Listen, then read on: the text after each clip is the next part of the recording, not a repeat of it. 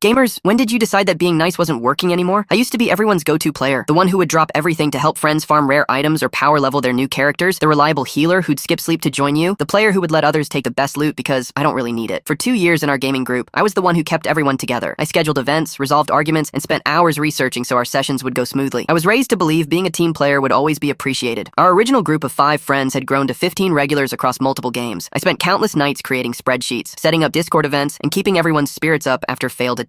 I even let my friend Mark take credit for successful raid strategies because he said it would help his streaming career. When my grades started slipping from all the late gaming nights, I asked the group if we could schedule sessions earlier so I could balance school better. Mark sighed and said, "We really need those evening hours, but I guess we can try for a few weeks." I was so grateful that I prepared twice as much for each session. The schedule change was supposed to last for the semester, but after just 3 weeks, Mark messaged everyone. He said the earlier times were killing the vibe and they needed to go back to late nights. The group couldn't keep adjusting for one person. I explained that my grades were still recovering, I had important exams coming up, and I really needed the support. He just responded with, "We all have responsibilities," until I finally gave in and said I'd manage somehow. I spent the next months exhausted, playing until 2 a.m., then struggling through classes. Still, I kept showing up, even created custom trackers that everyone loved for our shared game progress. Then came the big tournament our group had been practicing for. The prize was gaming gear and potential sponsorship for future events. I spent weeks coordinating practice sessions, analyzing opponent strategies, even coding a tool to track our performance metrics. I missed study sessions for a major exam to finish this. The day before the tournament, Mark asked to review my strategy notes. I shared everything. When the tournament started, I joined the voice chat early, ready with all our planned strategies. But Mark was already directing everyone, using my exact callouts, my positioning ideas, my counter strategies. When I tried making suggestions, Mark unmuted and said, "Let's stick to what we discussed, Alex. Just focus on support like we talked about." Someone asked if I had helped develop the strategies, and before I could answer, Mark jumped in with, "I've been studying these teams for weeks. Alex just helped gather some stats." I stayed silent. I followed directions. Our team advanced to the finals and won 2nd place overall, the best any of us had ever done. When the prizes were distributed, Mark took the gaming chair as team captain. The others got headsets and keyboards. I got a mouse pad with the tournament logo. That night, I failed my exam. I'd been too tired to study, too focused on the tournament. My professor warned me about my grade point average dropping below scholarship requirements. A week later, our group celebrated the tournament success. Mark was praised as a brilliant strategist. I joined the call to congratulate everyone like a good teammate. Then came the announcement that broke me. Mark had been invited to join a semi-pro team based on our tournament performance, and they had room for one more player. He listed what he was looking for in a teammate, then announced his pick, Jason. Freaking Jason, who had joined our group just a month before and contributed nothing beyond being Mark's real-life friend. I sat there muted as everyone congratulated him. Then Mark messaged me privately. "Hey, we need those builds for the guild raid tomorrow, and can you level my character this weekend? I know you won't let me down." Something broke inside me. 2 years. 2 years of sacrificing sleep, grades, and social life. 2 years of missing study time. 2 years of watching others take credit for my work. I uninstalled Discord, walked to the bathroom, and stared at myself in the mirror.